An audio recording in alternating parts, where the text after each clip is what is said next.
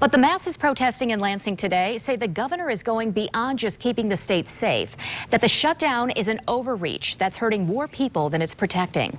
Our team coverage starts with political reporter Rick Albin in the thick of it. Hi, Rick.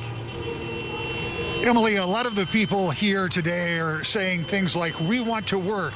Why are we not considered essential?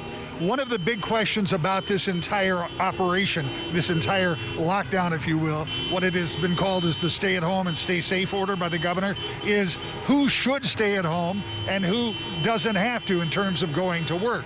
For some people, it's it's a matter of livelihood. For others, it's a matter of liberty, and they're all out here protesting that today. Just a few moments ago, we talked with Speaker of the House, Lee Chatfield, about his take on today's activities.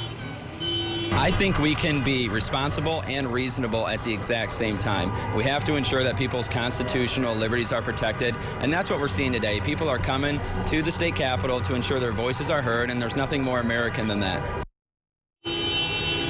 Now, the speaker says he thinks everybody should stay safe, but he also thinks that this protest is part of the right of every Michigan citizen. What we have seen today is, for the most part, the people that have been protesting out here staying in their cars and more or less not moving for the last hour or so. They've cleared out 2 lanes of traffic now here on Capitol, but over on Allegan, I don't think any of those cars have moved yet.